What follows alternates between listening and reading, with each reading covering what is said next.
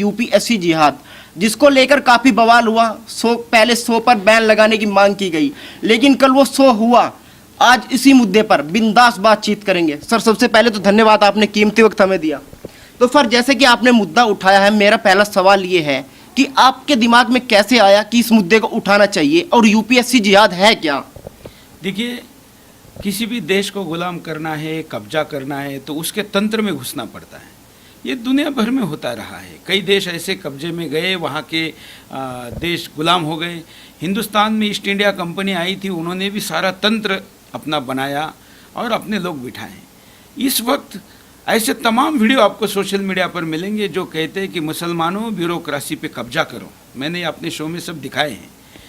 जब ऐसा मैंने देखा तो मैंने कहा कि ये केवल बातें हो रही है हवा हवा, या ज़मीन पे भी कुछ हो रहा है। तो पता चला कि भारत सरकार ने मनमोहन सिंह के कार्यकाल में अपने कार्यालय में एक ओएसडी रखे थे, जो कि ज़कात फाउंडेशन के अध्यक्ष और जो मुसलमानों को पहला अधिकार है इस देश के संसदों पर, ऐसा कहने वाले प्रधानमंत्री कार्यालय के सबसे पावरफुल व्यक्ति थे। उन्होंने ही भारत के मुसलमानों के लिए भारत में जो कोचिंग सेंटर निकाले यूपीएससी के लिए, वो 5 कोचिंग सेंटर में से 4 मुस्लिम यूनिवर्सिटियों में गए, 1 मुस्लिम बहुल क्षेत्र में गया। तब समझ में आ गया कि ये क्या हो रहा है। हमने तो आवाज़ तभी उठाई थी, लेकिन बाद में पता चला कि इस एग्ज़ाम में लोगों को जो बिठाया जा रहा है उसको अल्पसंख्यक मंत्रालय पैसे देता है मुसलमान के नाम पर। मुसलमान में जातीयवाद नहीं, ऐसा वो कहते हैं, अल्पसंख्यक के नाम पर पैसे लेते हैं। तो पहला आपत्ति तो यही है कि आप अल्पसंख्यक का कब तक कहोगे भाई? 30-40 करोड़ के होने के बाद भी कोई अगर जमात संख्या या समुदाय अल्पसंख्यक है तो उसको कहने वाला तो शातिर है, लेकिन मानने वाला मूर्ख है, ऐसा मैं मानता हूँ, या लाचार है, उसमें हिम्मत नहीं है। मेरे में है तो मैं इस पे प्रश्न उठा रहा हूँ। दूसरा मुद्दा है, आप एक तरफ मुसलमान होने का बेनिफिट सरकार से लेते हैं, प्रिलिमिनरी एग्ज़ाम के लिए आपको लाखों रुपए मिलते हैं, लेकिन मेरा हिंदू भाई अगर एग्ज़ाम देना चाहता है तो अपनी माँ का मंगलसूत्र बेचना पड़ता है और पिता की ज़मीन जायदाद को गिरवी रखना पड़ता है, तब जाके दिल्ली में आके धक्के खाता है। तो क्या ये भेदभाव नहीं है? क्या ये डॉक्टर बाबा साहब अम्बेडकर ने बनाए हुए संविधान और उसकी भावना की हत्या नहीं है? है। इतना ही नहीं, इसके अंदर बड़े बड़े गेम, बड़ा ऐसे सिस्टमेटिक प्लान किया गया। एक तो मुसलमान के नाम पे पैसे लिए, फिर आपने ओबीसी के नाम पे रिजर्वेशन लिया। तो हमारे हिंदू भाई का जो रिजर्वेशन है उसका 60% हिस्सा एवरेज मुसलमान ले रहा है। तो क्या इस पे आवाज़ नहीं उठानी चाहिए? तीसरा, उसके कारण उसको उम्र में ज़्यादा लाभ मिल रहा है। मतलब एक तरफ वो मुसलमान होने का फ़ायदा उठा रहा है, एक तरफ जाति का फ़ायदा उठा रहा है, और इस्लाम कहता है कि भाई कोई जाति नहीं है। तो ये क्या तंत्र है भाई? तो आप ओबीसी का फ़ायदा उठा रहे हो, फिर आपके परीक्षा का अटेम्प्ट देने का मौका आपको मिलता है 9, जनरल को मिलता है 6, उम्र का फ़ायदा आपको मिल रहा है 35 वर्ष, दूसरे को मिल रहा है 32 वर्ष, मतलब 3 वर्ष बहुत बड़े कंपटीशन एग्ज़ाम में। और उसके बाद ये ध्यान में आ रहा है कि लिखित परीक्षा में जो है उनको जितने मार्क मिलते हैं उनसे ज़्यादा मार्क इंटरव्यू में मिल रहे हैं। तो कैसे, कहाँ में से मिल रहे हैं इंटरव्यू में, क्यों दिए जा रहे हैं?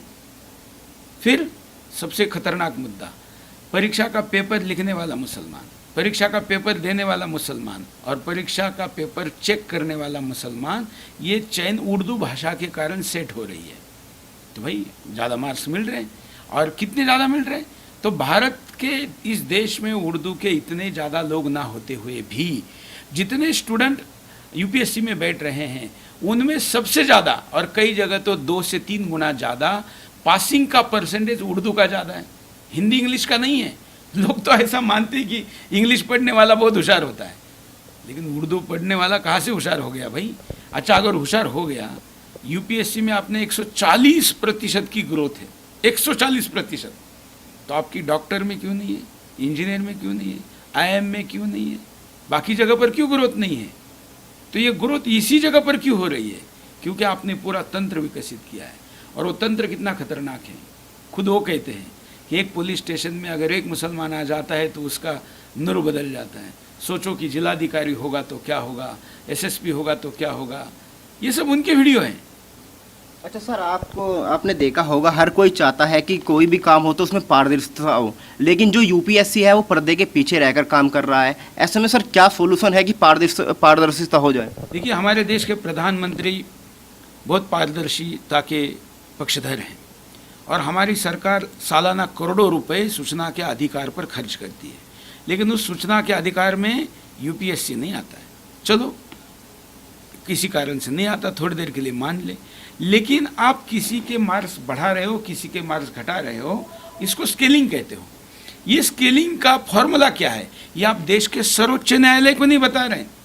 आप और मैं नागरिक छोड़िए, आप और मैं पत्रकारिता छोड़िए, देश के सर्वोच्च न्यायालय को भी वो फॉर्मूला बताने को तैयार नहीं। वो कहते हैं ये हमारी इंटेलेक्चुअल प्रॉपर्टी। इस देश के सबसे बड़े तंत्र नौकरशाही में जाने की व्यवस्था, जिस रास्ते से वो रास्ता अगर अंधियारा और भ्रम का है तो इस देश का भाग्य, सौभाग्य और भविष्य ठीक नहीं है। इसलिए उसमें इंटरव्यू बंद कर लेना चाहिए। इंटरव्यू होगा तो फेवर होगा, आज ये सरकारी कल और कोई रहेगी, तो इंटरव्यू बंद कर देना चाहिए और पूरी ट्रांसपेरेंसी सब कुछ ओपन कर देना चाहिए। अच्छा सर, आपने ये भी कहा है कि ये जो मुद्दा है ये राष्ट्रीय सुरक्षा से जुड़ा हुआ है। जो हमारे दर्शक देख रहे हैं उनको बताइए कि कैसे राष्ट्रीय सुरक्षा से जुड़ा हुआ है। ये बहुत सबसे ज़्यादा खतरनाक है। मैं किसी को 4 रोजगार ज़्यादा देने को तैयार हूँ, किसी को कुछ लाख रुपए ज़्यादा देने को तैयार हूँ, लेकिन राष्ट्रीय समझौते से मैं बिल्कुल तैयार नहीं। आपको जानकर आश्चर्य होगा, इस देश में पिछले वर्ष 40 मुसलमान यूपीएससी में चुनकर आए, उसमें से 47 उस ज़कात फाउंडेशन से आए हैं जिसका संबंध अल-कायदा, तालिबान, आईएसआईएस और पैलेस्टीन मुस्लिम मूवमेंट, हमास और कई संगठनों से। उसका खुलासा मैं आज रात करने वाला हूँ।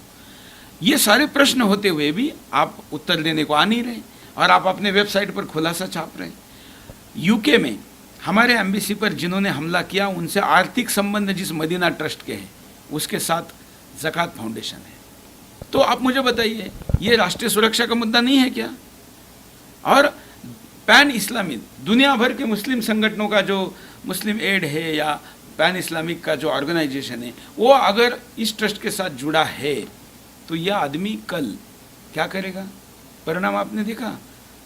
जो फैजल चुन के आया वो अभी नोबेल किसको मांग रहा है? भारत का आईएएस नोबेल मांग रहा है पाकिस्तान के प्रधानमंत्री को। यहाँ जो सेंटर पढ़ाए जा रहे हैं ना, उसमें एक सेंटर अलीगढ़ मुस्लिम यूनिवर्सिटी में, जहाँ की दीवारों पर जिना का फोटो टांगा हुआ है। जिना के फोटो के आगे बैठकर जो आईएएस बनेगा वो भारत की अखंडता की बात करेगा। लेकिन सर एक सवाल ये भी है, आपने देखा होगा सरकारी तंत्र से लेकर विदेशी फंड से बहुत सारी ऐसी मुस्लिम संस्था है जो इसको सपोर्ट कर रही है। ऐसे में सवाल ये है कि इनको रोका कैसे जा सकता है? बिल्कुल जांच होनी चाहिए। मैं भारत सरकार से आपके द्वारा भी मांग करता हूँ कि इनकी अभी इसी वक्त पहले तो कार्यालय बैन किए जाए, लॉक किए जाए, उसके बाद इनके ट्रस्टीज़ के पासपोर्ट लिए जाए और इनको विदेश भागने से रोका जाए, इनकी एफसीआर की जांच हो और राष्ट्रीय सुरक्षा के लिए जो एनआईए है उसके पास एक केस दिया जाए। आर्थिक अपराध के लिए एनआईए के, राष्ट्रीय सुरक्षा के एनआईए के लिए दिया जाए, अब आर्थिक अपराध के लिए सीबीआई को दिया जाए, एचआरडी भी इसकी जांच करें और यूपीएससी भी इसकी जांच करें, तब हिंदुस्तान के सामने सत्य क्या है आएगा। सर अब मैंने कल भी देखा बहुत सारे लोग हैं जो मुस्लिम आपके ऑफिस में आ गए, वो कह रहे थे कि सुरेश जी जो है हिंदू मुस्लिम करते हैं, उनको कुछ काम नहीं। ऐसा आपने कौन सी जो दुखती नब्ज है उस पर हाथ रख दिया कि इन लोगों को मिर्ची लग गई? भाई उनका मानना है कि इस देश की नौकरशाही पे कब्जा करना है और मैं कब्जा नहीं करने दे रहा हूँ। इतने बड़े देश पर कब्जा करने का प्लान अगर मैं रोक रहा हूँ तो मेरा विरोध होगा ना। और मैं मानता हूँ कि मैं हिंदू मुस्लिम करता हूँ, इसलिए करता हूँ कि वो कहते हैं ना कि आप सड़क पानी बिजली की बात करो, उसके लिए बहुत चैनल है, वो करते हैं ना, लेकिन मैं जो करता हूँ और कोई नहीं करता। दूसरा, सड़क बिजली पानी की समस्या ने इस देश का विभाजन नहीं किया, इस देश का विभाजन हिंदू मुस्लिम समस्या ने किया है। इसलिए मैं उस पर फोकस कर रहा हूँ कि दोबारा विभाजन ना हो, दोबारा इस देश पे कोई कब्जा ना करे। तो मैं तो एक आर्मी का काम कर रहा हूँ ना, उसमें क्या गलत है? हाँ मैं करता हूँ, मैं स्वीकार करता हूँ। सर हमने कल आपका शो देखा, उसमें कोई ऐसा विवाद नहीं था, बल्कि आपने जो स्टेटमेंट दिखाई वो उन्हीं नेताओं की थी, ओवैसी जैसों की, लेकिन फिर भी ये लोग कोर्ट तक पहुंच गए कि शो को बंद कराएंगे। देखिए क्यों पहुंच गए, वो कहते हैं ना चोर के दाढ़ी में तिनका।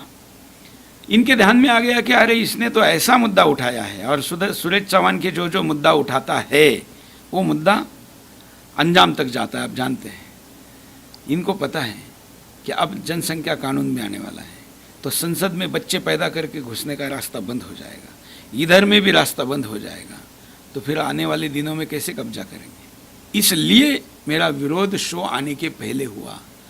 आज तक दुनिया में कहीं ऐसा हुआ? मेरा शो तो सौभाग्यशाली है कि मुझे इस देश में विश्व का मैं पहला शो बन गया हूँ जिसको ऑन एयर होने के पहले बैन लगा।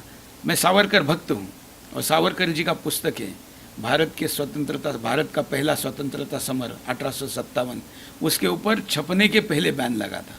मेरा शो प्रकाशित होने के पहले बैन लगा, लेकिन बैन उठा और हमने शो किया। अब हम इसको ज़मीन पर लेके जाएंगे, इसका 9-10 दिन चैनल पर दिखाएंगे, फिर ज़मीन पर उतरेंगे। भारत सरकार को यूपीएससी का रिफॉर्म करने के लिए हम आग्रह करेंगे। क्या आपको नहीं लगता कि उर्दू और इस्लामिक स्टडी को यदि सिविल सर्विस से अलग कर दिया जाए तो यह समस्या तुरंत ही समाधान हो जाएगी? देखिए, इसमें बड़ी होशियारी है। उन्होंने इस्लामिक स्टडी नाम का कोई सब्जेक्ट नहीं रखा है, लेकिन उर्दू में जब आप लिटरेचर पढ़ोगे, साहित्य पढ़ोगे, तो स्वाभाविकता उसमें छत्रपति शिवाजी महाराज थोड़ी होंगे, उसमें आपका हिंदू वांग्मय थोड़ी होगा, संत वांग्मय थोड़ी होगा, तो होगा तो वही जो आप पढ़ोगे।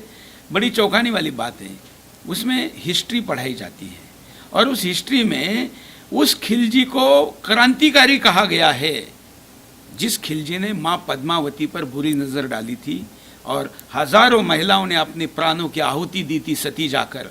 उनका हत्यारा खिलजी वहाँ नायक है।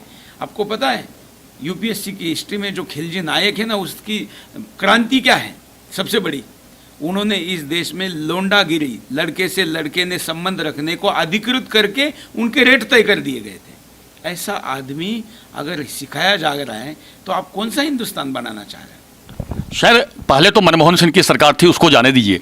जब से राष्ट्रवादी सरकारें आई है, आपको पता है मनमोहन सिंह जी के टाइम में केरला में एक जिले के लोगों ने आंदोलन कर दिया था कि हमारी आबादी 50% से ज़्यादा हो गई है, इसलिए यहाँ पर कलेक्टर सिर्फ मुसलमान ही होना चाहिए। तो आपको भविष्य में यह खतरा भी नजर आता है क्या?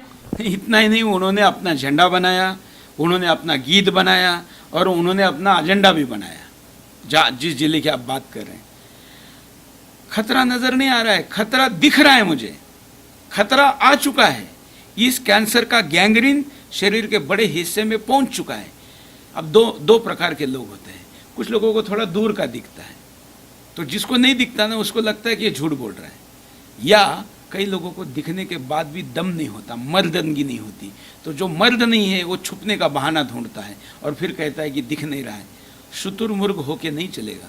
शुतुरमुर्ग नाम का प्राणी होता है, दर्शकों जरा गूगल सर्च कर लेना। जब तूफान आता है ना, रेत का, रेगिस्तान में होता है ये, तो ये क्या करता है, अपना जो मुंडी है वो रेती में डाल देता है। इसको लगता है कि मैंने अपनी मुंडी उसमें डाल दी तो तूफान बंद हो जाएगा, लेकिन तूफान उसको लेकर चला जाता है। आज का हिंदू शुतुरमुर्ग की हरकत कर रहा है। अगर इस हरकत में जाएगा तो उसका ख़त्म होना तय है। हमारे पास दो विकल्प हैं, या तो बाकी लोगों के जैसा अपना अपना काम करो, करियर करो। मेरे पास इतना बड़ा चैनल है, मुझे क्या ये करने की ज़रूरत है? ये लड़ाई मेरी व्यक्तिगत लड़ाई नहीं है, ये लड़ाई सार्वजनिक हित की लड़ाई है। लेकिन नुकसान मैं अकेला झेल रहा हूँ, मैं तैयार हूँ, लेकिन आप लोग साथ दें।